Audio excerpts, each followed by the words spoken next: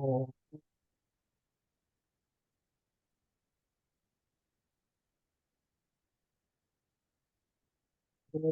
ब्रह्मानन्दं परमसुखदं केवलं ज्ञानमूर्तिं द्वन्द्वातीतं गगनसदृशं तत्त्वमस्यादिलक्ष्यम् एकं नित्यं विमलमचलं सर्वधी साक्षिभूतं भावातीतं त्रिगुणरहितं सद्गुरुं तं Namami.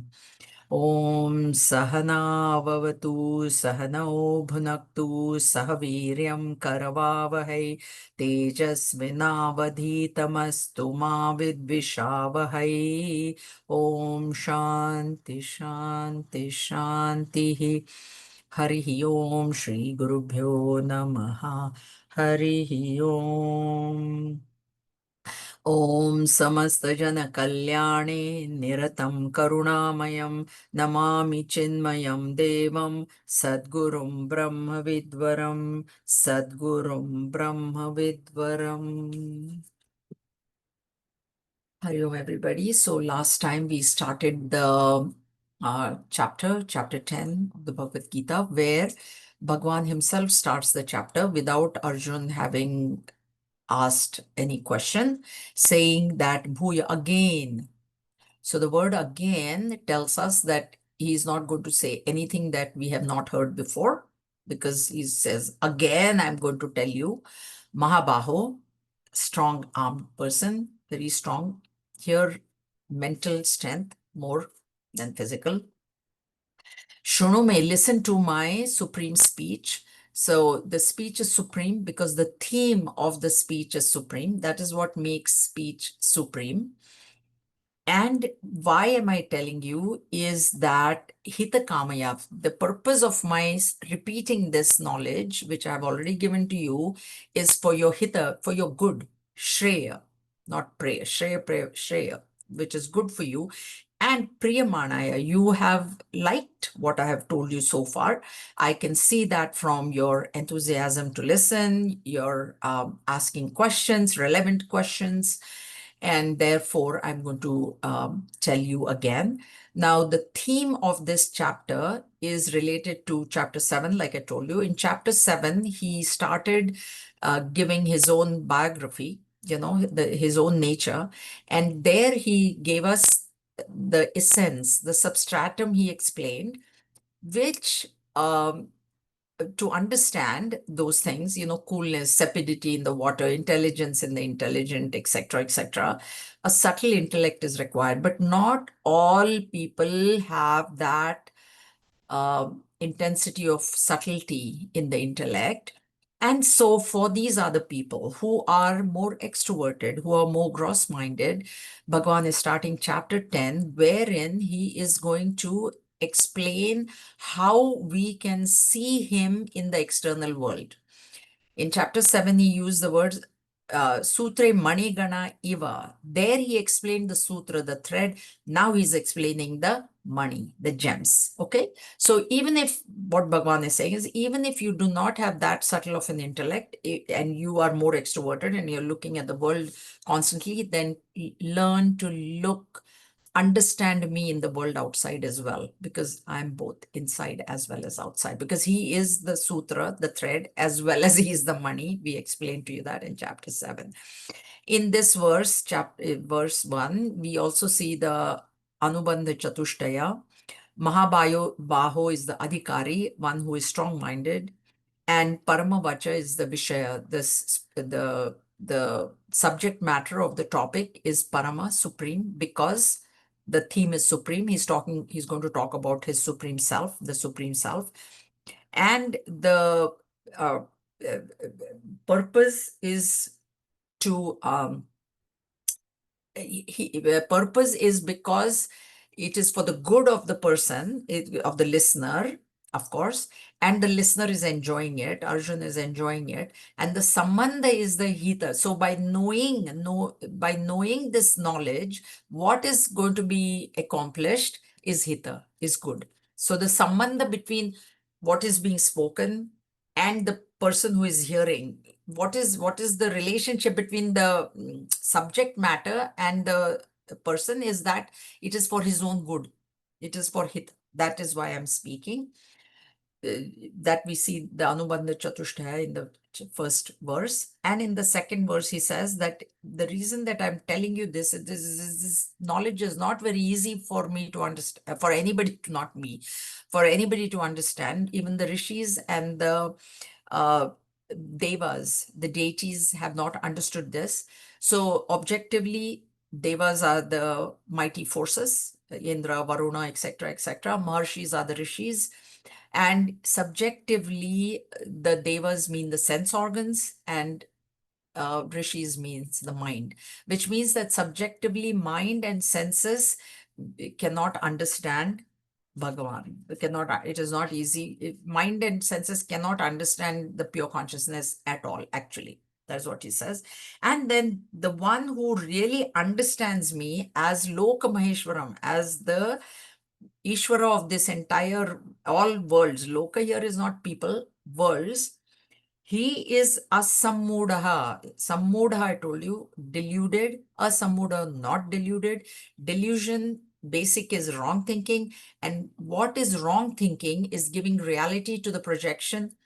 Explain to you, Ishwar Srishti is there. There is nothing wrong with that creation. But when I establish a relationship of likes and dislikes with that, that is what the projection is.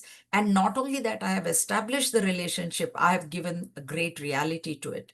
So anybody says I get hurt and I'm very insulted and, all those, everything seems very, the projection is very, very real. So when the projection is real, when I give reality to the projection, I am deluded. That is incorrect thinking. So the one who does not give reality to the projection, does not superimpose his own likes and dislikes on the creation, then he's an asammudha, and he's the one then understands this, knows me in my essence, so realizes his own self as being the pure consciousness. And then what happens? Sarva pape bhi pramuchate, prakarshena muchate. Very well liberated from all the sins. I told you, sins has their own levels. At the first basic level, whatever dharma is telling us, whatever the scriptures are telling us not to do, if we do, it becomes a sin. So, do not steal, do not lie, do not cheat, do not this, whatever nishidha karma that we do is papa, is sin. Then what happens is we start following dharma. We start following the scriptures and we are really not doing all those things. But unfortunately, then the doership comes, the ego comes that, see, I am following all the rules. All that becomes then papa at the next level. So I'm doing good. I'm following all the rules that Bhagwan has given, scriptures have given me, but that itself is giving me ego, and that becomes papa. So doership and enjoyership becomes papa at the next level, even though I'm not doing anything bad. I'm not doing bad. I'm not doing anything wrong, but the doership itself, which has to be given up. So sarva pape pramuchate means this doership and enjoyership also is now wiped out. That is wiping out of the ego. Once the ego is annihilated, then there is the oneness is recognized. What is standing between Nara and Narayana? The bhajan is there, right? Between Nara, between me and Narayan, what is standing is my ego. So that ego is papa at a level. And then if that ego is vanquished, then pramuchate, prakarshena muchate. I am very well liberated. Fourth and fifth, we were on the fourth verse. So fourth and fifth, I told you, Bhagwan has enumerated virtues. And at the end of the fifth verse, he says, Matta eva prathak vidaha. Matta eva. From me alone, all these virtues have arisen. They are mine. And so if they have arisen from him, if we follow those virtues, where are we going to reach? We're going to reach him. So this is a path he's giving, means he's giving to reach him. And he starts off with buddhi, jnana, and asammohaha. Buddhi, I told you, is of three kinds, sattva, rajas, and tamas. Sattvic buddhi is that buddhi which has perfect discrimination. Just this morning's lecture, we saw the avivekinam, those who are indiscriminate, superimpose the qualities of the matter conditionings on Atma. So sattvic buddhi is that which does not do that. That is the connection. Sattvic buddhi is one which discriminates, which understands that this body, mind, and intellect, the qualities and the gunas of the body, mind, and intellect are being superimposed on Atma. I am that Atma. I am not this body, mind, and intellect. And the one that the intellect that understands is a sattvic intellect. The Rajasic intellect is one which does, where the discrimination is clouded. It is clouded. Because what is it clouded by? Likes and dislikes. That is why the projections are given reality. That is a Rajasic buddhi. Tamasic buddhi is one which does not understand anything. Dharma, adharma, there's no discrimination whatsoever. Where dharma is taken as adharma, adharma is taken as dharma, and that is what is tamasic buddhi. Jnana, next, jnana, knowledge. Knowledge is about things to be known. What is to be known is knowledge. That also is sattvic, rajasic, and tamasic. Sattvic jnana is that which can see the oneness in the multiplicity. So sutre manigana eva, sutra, that sattvic knowledge is sattvic, which can see the sutra and not focus on the money, which could be of different sizes, shapes, etc., etc., etc. But jnana is knowing that no, the sutra is the same. The existence principle in all this existence, Satchit Ananda principle is the same. Knowing that is sattvic jnana. Rajasic jnana is one which is again clouded, which sees the multiplicity. So the Rajasic knowledge is one which is looking at the gems and, oh, this gem is better, that is smaller, that is bigger, that is this, that is that, judgments. That is Rajasic knowledge. And the third tamasic is, it's whether it can be even called as jnana, I don't know. So tamasic is not falling in, you see all wrong things, totally wrong. Even Rajasic is seeing incorrect things, but tamasic is even worse. Okay, now buddhi and jnana, the way they're related, if buddhi is sattvic, if discrimination is correct, jnana will also be correct. See, whatever I'm looking at, if I have that correct understanding, then the knowledge of that object will be correct in my mind. So sattvic buddhi has perfect discrimination. So what happens is when I look at anything, my discrimination is perfect. So I'm looking at, say, my own mind, and then there is happiness, there are thoughts in the mind. But that sattvic buddhi is telling me that discrimination, that, but you are not the mind. You're not the mind. That is what sattvic buddhi is telling me. So then what will be my knowledge is, oh yeah, I thought I was angry, but actually anger is rising in my mind and I have got nothing to do with that anger. That becomes then sattvic knowledge. So sattvic buddhi will give rise to sattvic knowledge, rajasic buddhi to rajasic, and tamasic buddhi will be, there is no knowledge happening at all, period. Okay. Then the next one is asammoha. So delusion, sammoha, delusion. Asammoha, no delusion. And I told you asammoha in the previous verse also is not giving reality. If the buddhi is sattvic, if discrimination is perfected, which is the highest viveka in Tattva Bodh, what did we see? Sat asat vivek, right? There are many other Shreya, Preya, which is basic, sadhana, sadhya. All these other viveks are there, but this discrimination between sat and asat, if it is perfected, then the knowledge is perfected. Knowledge is perfect of what is saying. Then will delusion happen? Will wrong thinking happen? Will I project? Will I not know that this is immediately, I am projecting this thing on, it is raining today. Now I have projected, I don't like rain. Dislike is a projection. Rain is Ishvara Srishti. We need rain. We need all kinds of weather. All four weathers we need. Seasons we need. Okay. So that is Ishvara Srishti. To say I like or I dislike any one of those particular things becomes then delusional, wrong thinking. So asamudaha. Buddhi, jnana, buddhi is inside me, inside the seeker. Jnana is what is happening outside. Okay. So buddhi, jnana, and asammoha are antaranga sadhana. This is sadhana. These two verses are means, right? I told you. Because Bhagavan says all of these have come from me. So if they've come from you, from Bhagavan, then practicing these must lead me there. This is why Bhagavan is giving these verses. That buddhi, have sattvic buddhi, develop sattvic buddhi, which will give you sattvic jnana. And then asammoha will not have, asammoha will happen, sammoha will not happen. Moha, delusion, sammoha, extreme delusion. Asammoha, opposite of extreme delusion. So no delusion. So this is antaranga. Now this buddhi, there are a few factors that affect our buddhi. One is one is our birth actually, because chapter 17 it says the kind of faith that we come with, we bring it from our past lives. So buddhi also, whatever karmas we have done in our past lives affects the buddhi intellect in this life because of the karmas.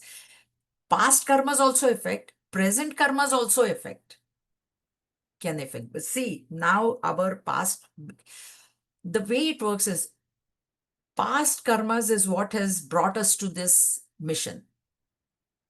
Okay. Now, how much I am sincere to the teaching, how much I am attending, how much I'm paying attention, how much I'm following what is being taught is present karma. So past is there. Past karma is determined. We have come here. What am I doing further? Now, just coming here is not enough. Listening is there. Following is even more important. Okay. So present karma, past karma, that is what buddhi is the thing. Then the kind of company I keep. That's why even in Narad Bhakti Sutra, we heard dussanga tyajya. Satsang, maintain satsang. Satsang, dussanga means not that people are bad, but they do not have the same goal as we do. Okay, they're extroverted. They're good people. We are not mixing with criminals and, nothing like that. Dussanga means that company whose goals, those people's goals are not aligned with mine. My goals are to reach pure consciousness or to get that realization, but theirs are to enjoy the world. Now there is a dichotomy. That becomes dussanga for us. So maintain satsanga, maintain company of people who are like-minded as us. And that will affect our buddhi. See, we have seen you go, with people who are smokers, maybe someday you'll be tempted to smoke, right? It happens. So company affects us. So that way if we keep company of people who are introverted, who are more, um, conscious of their goals and other, then that is also affecting. Then family. The family in which we are born. So we may be born in a totally religious family, totally this thing. I've given you example of Swami Mitrananda. He was born and his mother just handed the baby to Gurudev. She gave the baby only, our baby. She said, he's yours, right? And now he's, Swami Mitrananda, right? So that also affects our buddhi. Now he was constantly with the Gurudev. Wherever so Gurudev's influence is a lot. He's very, very devoted to Gurudev. So that affects our buddhi, how the family. So there are these various factors, So previous karmas, present karmas, company we keep, very important. That's why what happens is as we go more and more and more into these studies, we start separating from other people because they're very extroverted. I traveled with this friend of mine who, first of all, she told me, if you talk about Gita, I'm going to get bored right off the bat. So right off the bat, I told her, no, Gita itself has taught me I should never talk to people who are not interested. So there's no way that I'm talking that, right? But I must not. I travel with her, but I'm other times I'm away from her. I traveled only once. And that is what, see, when you have the buddhi is sattvic, na, it gives us discrimination who to talk to and who not to talk to about these things. And then other times you stay away from them. So there is more isolation. Yesterday only I was telling. So in the class. Anyway, so this is this is antaranga. There is in sadhana, there is two things, antaranga and bahiranga. Bahiranga is outside, antaranga is within. Okay. So these three form antaranga sadhana. Now, next is kshama, forgiveness. So forgiveness, why should I forgive? Forgiveness actually, when we forgive, we bless ourselves. It is a blessing to ourselves, because when I don't forgive, then it's seething in my mind. Like he did this, she did this, he insulted me, she insulted me, she never this. I did so much good, but that person never did, that person. So that there is that constant seething in the mind, and the mind is disturbed. And in a disturbed mind, we've heard this many, many times, it's very difficult for knowledge to arise. So mind being at peace is very important. And if you forget and let go, forgive and then forget, finish, that matter is over in our mind, then we must never bring it up again, or we will not bring it up again. Sattvic buddhi will give rise to a situation where even if the person has done wrong to you, you don't even think that that person has done wrong. Then there is the question of forgiving.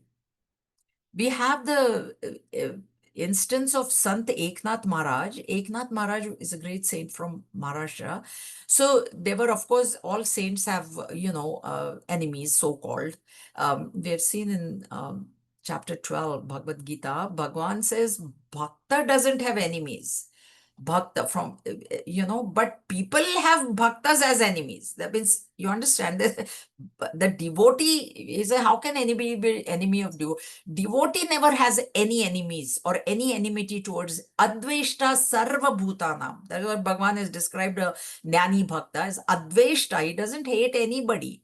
But there will be people who will be hating him. That is the thing. The people, we have no control. So anyway, there were these people who did not like Sant Eknath Maharaj, and he used to go to the Narmada river for bath every day. So they posted a guy out there like a hitman, and he was told to spit on the Mahatma when he came out of the bath. So he stood there, he was being paid. So what is there? He spat. He went back again. He took 108 times this guy spat.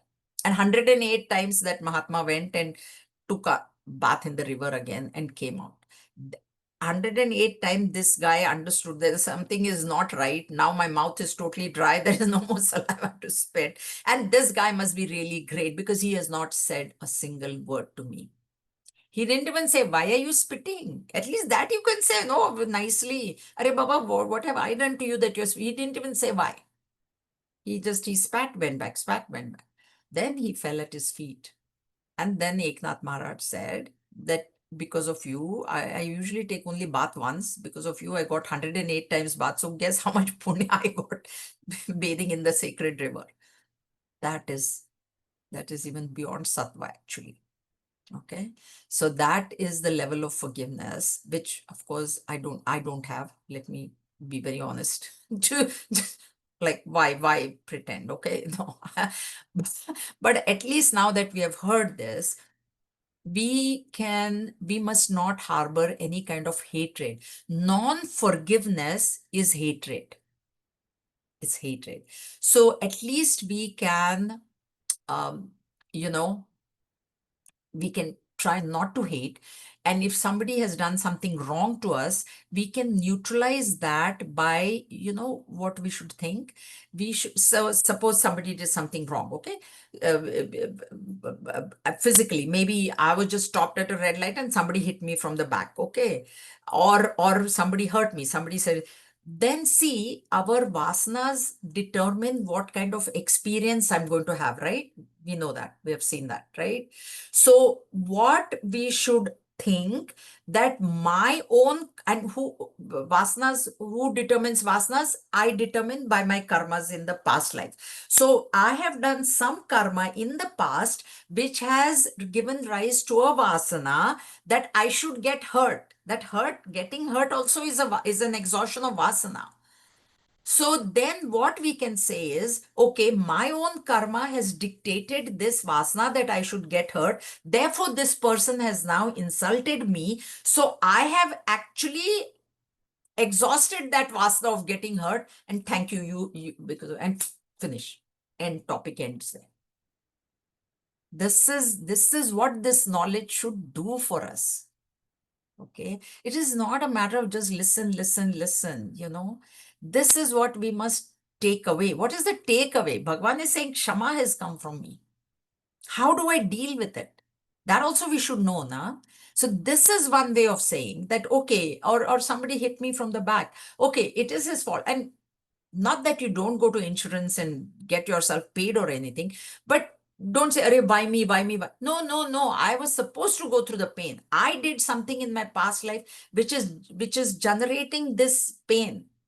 It is me only alone to blame. No blame on the other person. That doesn't mean you let him go and then you pay for your own, treatment or car or anything. Nothing like that. Externally you do, but internally you be at peace.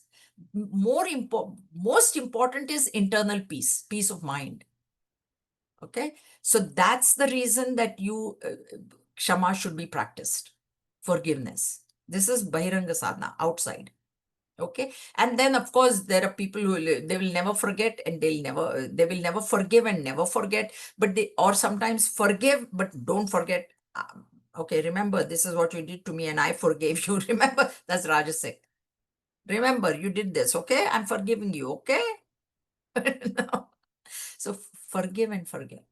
So when you do this both, Kshama, then Kshama, the root has two roots, Kshama, the verbal roots. No, one root, two meanings. Kshama. Kshama is the root for Kshama. And Kshama word, one is forgiveness, from where Kshama is there. But Kshama also means Kshamata. Kshamata means tolerance. Kshamata, the power, the strength. So forgiveness, suppose if a big, huge 6-foot athlete comes and hits some scrawny little person, and then the person says, oh, you know what, I can hit you, but I am forgiving you. Okay.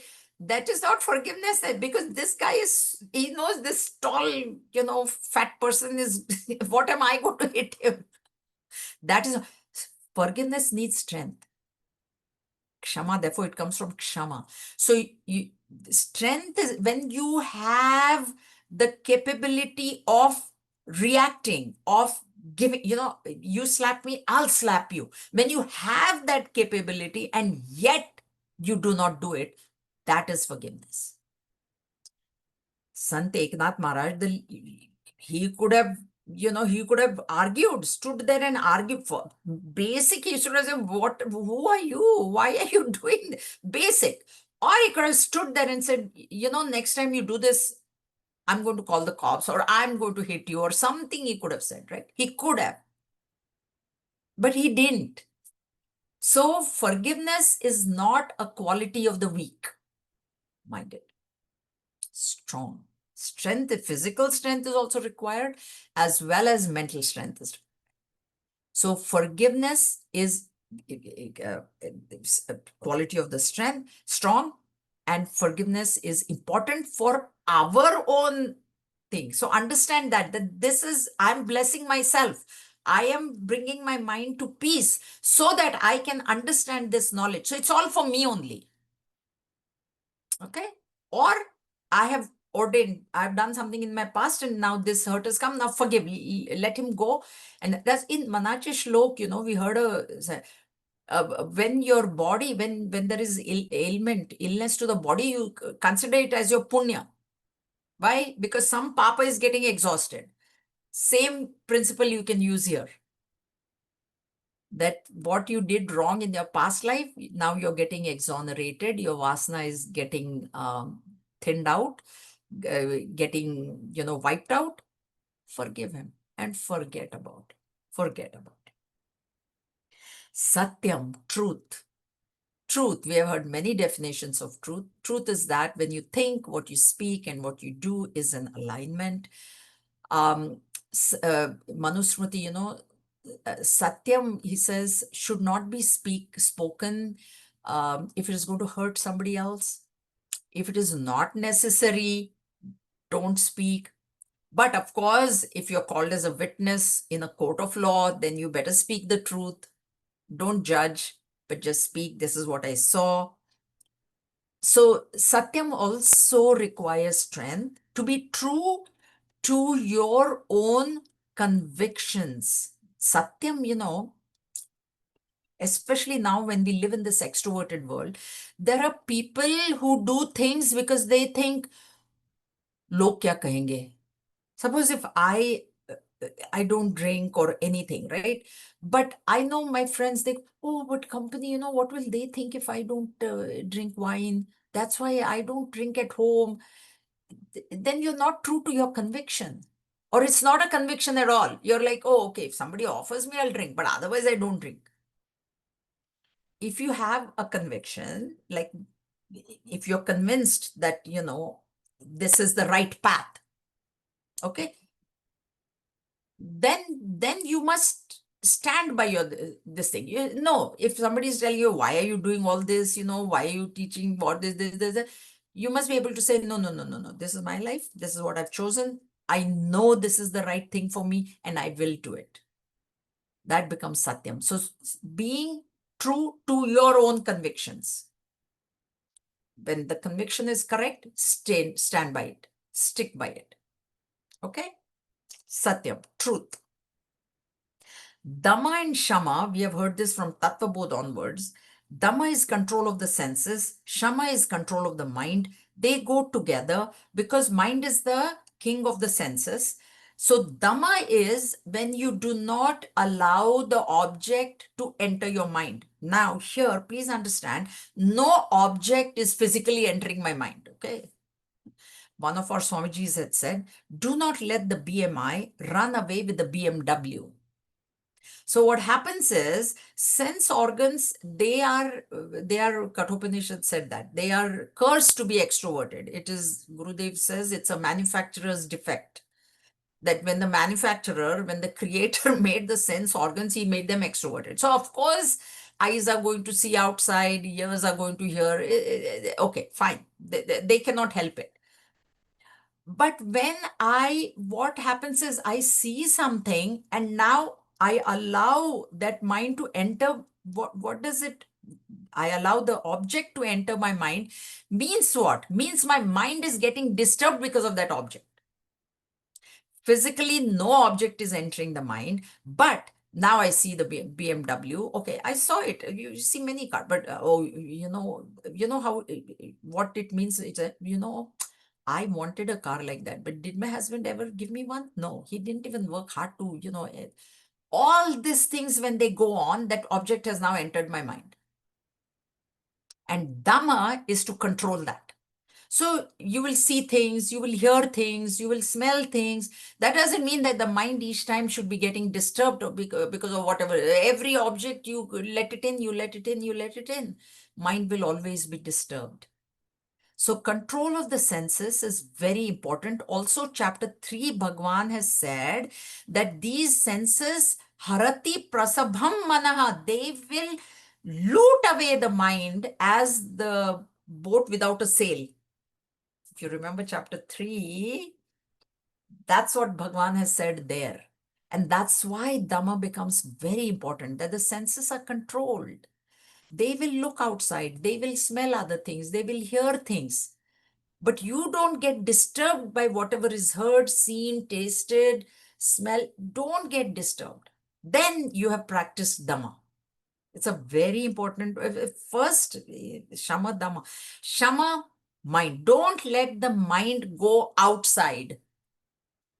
So that mind is running outside with the eyes, with the nose, taste, all the sense organs. These are the gateways for intake. And the mind should be controlling them. But now what is happening is they are controlling the mind. So when the mind is kept under the control of the intellect, and that is the whole purpose of this thing, where the reins are the mind and Bhagwan is the intellect and the horses are the senses. So imagine if these horses were to run in any direction which they want, what will happen to the chariot? So the reins, the mind is the king. So intellect must be holding the mind. Mind must surrender to the intellect. It's like this, senses are outward, mind is in the middle, and intellect is inside. Intellect is all. So buddhi, if buddhi is this thing, sattvic, again this shama will become easy, no? Because sattvic buddhi is now telling the mind, don't do that. That is not good for you, good for me, good for anybody. And then the mind is the king of the senses. If the mind says no way, then the senses can't do anything. Senses are under the control of the mind. The problem is always with the mind. Mind is weak. Mind is weak. So what happens is when the mind is weak, then it is running out with the senses. When the mind is strong, then it becomes one with the intellect. If mind and intellect become one, the senses cannot do anything. When I am totally convinced that this thing is not right for me, when I stand by my conviction, I will not do that. I will not also say what I won't care what other people are thinking of me. They might think, oh, what, she's lived in this country and she doesn't even have a glass of wine, and that's fine. I don't really care what you think about me. That is the sign of a strong mind. A weak mind, oh, what will they think of me? They might not call me next time for a party. I better have a drink. It's a weak mind. And these things, all these, qualities, they are for making our mind strong. We need a strong mind. That's why in verse 1, Mahabaho, the word used was Mahabaho, right? Adhikari of this knowledge, a qualified student of this knowledge is a strong person. And physical strength is not what is meant there, mental strength. Okay? So Dhamma Shama become very, very important. Then now the first line, the virtues that he has given, they're all single, but in the second line, he gives pairs of opposites. Okay? So Sukham Dukkham, Bhava Abhava, and Bhayam Cha Abhayam. Okay, those are the pairs now, opposite. First line was only buddhi was separate, jnana, asammoha, kshama, satyam, dhamma, satya. One, single word. Now pairs of opposites. So sukham, su is sushtu, kham is space. Kham means space. In Sanskrit, kham is space. So sukham means good space and dukkham means bad space. Duryodhan, Dushasan, they were all do, right? They were bad. So sushtu and do is bad. So when I'm in a good space, then it is sukham. That sukham has come from Bhagwan only. And sukham also is sattvic, rajasic, and tamasic. This also is 3. Now, tamasic sukha is that which, when in laziness, sleeping late, procrastination, I'll do it tomorrow. When I'm feeling a little bit low, I'm going to go drink, do drugs, smoke. All those things fall. Why do you think a person is drinking or doing drugs? They feel happy, na? They think I will feel happy, right? Or I will, get freedom from these worries. Let me just do drugs.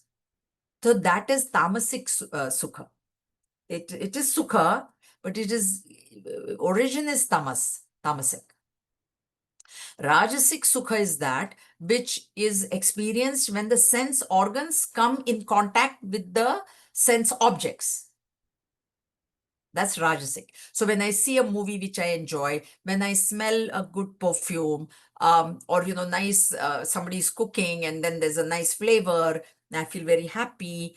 When I eat something, I feel happy. So there has to be a connection between the sense organ and its respective sense object. Because, if there's a nice music going on, my eyes, there's got no connection, ears. So that connection, when it happens, then there is a sense of pleasure. I think it's happiness, it's actually pleasure. it's like, you put your finger in the plug, then zzz, you get an electric shock, right? So when the sense organ comes in contact with its respective sense object and a sense of pleasure, happiness, excitement is felt, then that is Rajasic Sukha. That is Rajasic. Sattvic Sukha is that which is you are happy in spite of there being nothing outside. You're happy in being alone, being in solitude. You're not constantly looking for. Rajasic person will constantly be looking for some company. And, company means even, music, radio in the house, TV is going on. People walk into the house and first thing they do is turn the TV on because they want something there, or they turn the radio on, or I know a friend, she says her radio is constantly on until she goes to bed, whenever she's in the house. So there's a dependence. That's why it is not Sattvic Sukha is independent. Radio is there, not there. Okay, fine. That's fine. That's fine. That's fine. That's fine. Everything is fine. So Sattvic, that is what Sattvic Sukha is. Sattvic, Rajasic, and Tamasic. They have all come from him. So, but the actual thing that will lead us back to him is Sattvic Sukha only, because he is one alone without a second. So if I'm constantly looking for company, Rajasic, I'm not going to reach him. Okay. Rajas and Tamas, they also have come from him because they've come from Prakriti, right? They're gunas of Prakriti, Sattva, Rajas, Tamas. So we cannot say that, oh, Sattva has come from him, but Rajas and Tamas has come. Somewhere else means where else will it come from? All three are come from there. Dukkha, there is nothing like Sattvic Dukkha and Rajasic Dukkha and Tamasic. Dukkha is dukkha only, sorrow. Absence of happiness is sorrow. Okay. So dukkha, but dukkha also has come from him. So dukkha, if dukkha comes to us, that is how you neutralize it, the same way like I gave you for forgiveness, or in Manachi Shlok we have heard. This dukkha has come because of something that I have done in the past, and now it is going to, it is getting exhausted. So let me bear this dukkha. And when I bear it, if you can remember the Lord, that is the right thing. So here, when he says dukkha has come from me, which means when dukkha comes to you, you must remember him. Who gave you that dukkha? It's come from him. Not from the person that I'm blaming, or I don't want to forgive, or I want to hate, or not like that. It should give you thought of God. So you can say, oh Lord, we have seen this in Bhakti Shastra. The Bhakta says, oh, okay, if Sukha I got, you gave me. If Dukkha I got, that also you gave me. So now you have given me the Dukkha. So you give me the strength also. You give me the strength also. So everything must lead to him. That's why he said, Matta eva prathak vida. All these different things, they have all come from me only. That is the takeaway, that okay, anything that this type of things happen, it is him. Bhava, bhava, abhava, abhava. Abhava is being, bhava, and abhava is absence. So presence and absence, birth and death. These are all from him. Understand him to be one who has no birth and who has no death. Is beginningless, endless, right? But what I do see presence, and then I do see absence, especially, relatives. We have lost so many people, all of us, I'm sure, during COVID or any other reason. So at one time you were seeing the person and now you're not. Both of this is ordained by him who is himself birthless and deathless. And I need to reach him, so I must not get affected by this presence and absence. So it's not only of persons, something which suppose I like, now it's not there anymore. Suppose if I don't like that only, this is what happens in life too. What we like is running away from us. What we don't like is running towards us. But that is how it is. So better give up like and dislike only. So no matter what is running away, okay, that's fine. Let it run away. What is coming to, okay, that's fine too. And I just try to be there with the Lord. That That is the best thing to do. So bhava, abhava, presence, absence, birth, death, bhaya cha abhaya. So fear and fearlessness. Okay. Fear is a negative quality, like if you're afraid. But there is certain types of fear that we must have. Okay. And there are certain things where we must be totally fearless. And to understand where I must be fearful and where I must be fearless requires a sattvic buddhi. That discrimination has to be there. So let's see, what should I fear? Number one, I should fear God. That fear has to be there. Fear of elders. Fear means respectful fear. Let's put it that way. So I must fear God that, okay, if I do this wrong thing, God will punish me. That fear has to be there. You cannot say, I'm fearless. No, no, no, no, no, no. Fear of doing wrong, fear of hurting somebody. Those type of fears we must have. But do not have the fear that if I am doing something, and if there's something means, say class only, this, mission class or mission studies or studying Bhagavad Gita, and somebody is saying, what are you doing? Why is, then don't have that fear. What will people say? Log kya kahenge must not be there. That fear. If I'm doing right, if I'm doing the correct thing by studying Bhagavad Gita or by attending mission classes, whatever that I'm doing correct, or I'm fasting, or there are certain things, I'm not going to drink, I'm not going to eat this red meat, or this is my fast day, I'm not going to come for lunch. Then don't have fear of what will other people say.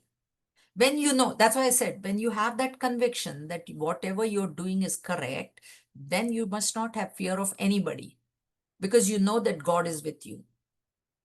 This is what God wants. Now, fearlessness doesn't mean that, oh, I am Satchitananda, nobody can kill me. So in the middle of the night, I'm going into some area which is known to be dangerous. That is stupidity. That is not fearlessness. Okay. So don't have that wrong impression that, because we have not realized. This is why realized masters are fearless. See, we have in Tapon Maharaj's life also, there was a time when he had malaria. 44 days. And if you know what malaria is, you shiver, you feel cold, shiver, and then high temperature. Then again, you shiver, and then high. So it goes back and forth, back and forth. And people, said to him, they were devotees of his, right? They said, we can go to the doctor, you can get medication. And what he said was that, what do you think? If this body is not meant to live, is it going to survive?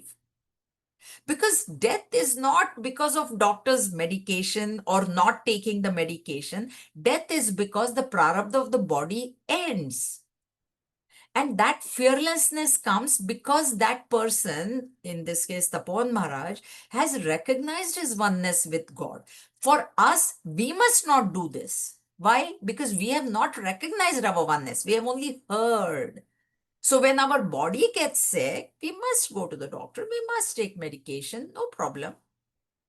Don't consider the body to be you, but if there's something wrong with the body, definitely get it fixed. So fearlessness and fear must be understood correctly. There must be some things that we fear and they are all legit, but then there are other things where you can be fearless. We should not worry what other people are thinking. Even when I was in the course, 6 months into the course, some friends called me and they're like, oh, that's enough, you should come back. See how this Dussang also, I was telling about Dussang, right? Now see, this is one type of company. Yeah? I told you how the buddhi, company affects buddhi, I told you, right? So there is this type of person who is telling me this, okay? And then there is Swami Shantananji who had come there. And you know what he said to me? He said, no matter what happens, Jaya, don't leave and go. So do I let my intellect be affected by what this person is telling me or by what Swamiji is telling me? That is what Sattvic Buddhi, if Buddhi is Sattvic, it will tell me, listen to Swamiji, don't listen to the other person. because there's a perfect discrimination is there. That no, this, what I'm doing, it is very hard. That time in the beginning, it was very hard. That's when Swamiji had come, Shantananji only, he had come. He said, doesn't matter. Doesn't matter what it is, do not leave. Right? So that's what we must discriminate. We must know what is good for me and do it. Shreya, not prayer. Running away from there would be prayer. It would be pleasing to my senses, right? Because it was very hard in the beginning. This is within the first 6 months only, this thing, right? But already Swamiji, every Swamiji, whoever came, they said, don't leave. You're doing the right thing, you stay here. You're doing the right thing. Sopananji was there. Also, they were coming to the ashram, right? And every time I was going, I'm like, Swamiji, because I knew all of them. They'd all stayed with me here. Then I would go, Swamiji, this. No matter what I said, what I cried, nothing. Don't leave. Bottom line, don't leave. So it is on me. Okay. So bhaya and abhaya. Please understand where you must have bhaya. You must have bhaya of going again. You must have bhaya of, running a red light. Our day-to-day life, stop sign. We must know that. See, it was 2 o'clock in the morning once, a while back, and I was coming back from the airport. I think I must have dropped my daughter or picked up some. I've dropped only. I was alone in the car, and at this Cambie and 41st is a major signal. There was not a single car in any direction. Huh? I was the only one car, and it was a red light. And actually, the thought came to me: what will happen if I just take a left turn? Because I had to take left from Cambie onto 41st to come home. And I said, nothing, no car at all. But I had a solid red light, and the thought did come to me, and I remember that. And then I said, no. Just because there is nobody in sight, you must not do wrong, because it's wrong to take a left turn in a solid red light. And it was 2 in the morning. There was no police car. There was nobody was there. Right? That fear you must have. No, because there is a divine constitution. Somebody up there is looking at me. That must not be forgotten ever. And that should keep us on track. And that fear must always be there. That maybe nobody is watching me here, and nothing is going to happen to me because there is nobody. Just the other, that was funny. I was actually halfway on the road crossing the solid red light. This pickup truck just went straight through the red light. He went. In broad daylight, I was just walking. I came halfway and then he went. And then there was that other guy, he looked at me, I looked at him, and we're like, we just did this, both of us. We raised our there was no reason there. He was stopped. He just went in the red light because one side road, because of construction, was closed, and he saw there's nobody coming from this side, so he just went. So that divine constitution should always be remembered. Okay, next, ahimsa. Hinsa, violence. Ahimsa, no violence. Ahimsa should be practiced at all levels: body level, speech level, mind level. Mind level is very subtle. We would never hurt anybody physically. So that is one ahimsa. And then speech. So we must not say harsh words. We must not swear. We must not, at the level of the speech also we need to follow. But subtle is in the mind. We may not do it physically, or we may not say anything. But I hope we should not do that. We should be very careful. We should have fear of that also, that even that bad thought should not come in our mind. Ahimsa. Because see, we think, who will know if I think I'm thinking ill of my neighbor? Arey, but God knows, na? You said that something bad should happen to this so and so, but God knows that you thought like that. So we must not think. Sometimes if such a thought comes, we must immediately ask for forgiveness. Oh Lord, forgive me. This thought has come, but no. Try to disidentify from the thought. So ahimsa also, all these virtues, please remember, they are for the peace of our mind, right? When we don't have any kind of negative thoughts, violent thoughts, mind will be at peace. And that is the bottom line of these two verses. Keep your mind at peace. Practice these virtues. Even in chapter 13, Oh, we have not, yeah, we are on 10. 13, Bhagwan gives 20 virtues and he calls them Jnanam. And actually they're virtues. And there's all these will come again. Ahimsa, Shama, all these things will come again. And he calls them Jnanam because they are the means to Jnanam. They are not Jnan exactly per se, but those are the gateways to Jnanam, gateways to knowing him. Same way these ones also, these are the gateways. So Satvik Buddhi, Satvik Jnana, Asammoha, all these, Shama, Dama, control of the mind, control of the senses, and knowing that Satvik Sukha is the best, knowing that dukkha has come from him, so no blame game, knowing that presence and absence both are happening. So whatever that I have, happy, thank you. If I don't have something, oh Lord, you don't want me to have this, so I accept. All these will keep us at peace, knowing when to fear, what to fear, how to fear, knowing when to be fearless, knowing when to stand your ground. Okay. And then I will continue this next Sunday. Any questions? Class is till 9:45, right? We started at 8:45. Yeah. Yeah. No, these new timings, suddenly I'm like, okay. We have changed the timings just to accommodate Tripti and Nitya. They are our two Balvihar teachers. They are taking the class in person, and from next Sunday, they won't have to leave. Today, they have to take charge of the keys. The janitor is going to give them the key. Once they have the key, then they will go and open the class, the gate. The gate has to be opened for parking lot, and the school itself has to be opened.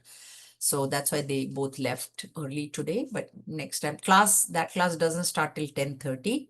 For those of you, I'm sure if you have not read your email, Prem Sai has sent out a reminder email. For those of you who are in Vancouver, our fees are now due. Individual fees are $150. Is there anyone from Chitra is there? Yeah. And Dashat Bala is there. And Neil is there. So those of you who are in Calgary can take membership in Calgary, no problem. Those of you who are in Saskatoon can also take membership with Calgary, no problem. But Vancouver people, $150 is because our school membership year is running from September to August. Okay, so that's what it is. All right, any questions? Okay, all good. All right. Om Swasti Prajabhya Paripalayantam Nyayena Margena Mahim Mahishaha Go Brahmanebhya Shubhamastu Nityam Loka Samasta Sukhino Bhavantu Kale Varshatu Parjanyaha Prithvi Sasya Shalini Desho Yam Kshobarahita Brahmana Santu Nirbhayaha Om Sarvesham Swasti Bhavatu Sarvesham Shantir Bhavatu Sarvesham Purnam Bhavatu Sarvesham Mangalam Bhavatu Sarve Bhavantu Sukhinaha Sarve Santu Niramayaha Sarve Bhadrani Pashyantu Ma Kaschid Dukha Bhag Bhavet Om Asatoma Sadgamaya Tamasoma Jyotirgamaya Mrityorma Amritam Gamaya Om Purnamadav Purnamidam Purnat Purnamudachyate Purnasya Purnamadaya Purnameva Avashishate Om Shanti Shanti Shanti Harihi Om Shri Gurubhyo Namaha Harihi Om. Okay, Hari Om everybody. I will see some of you tomorrow. There is a class tomorrow, Monday evening, and then I'll see the rest of you on Friday. All right? Or we'll meet next Sunday. Okay. Hari Om everybody. Hari Om.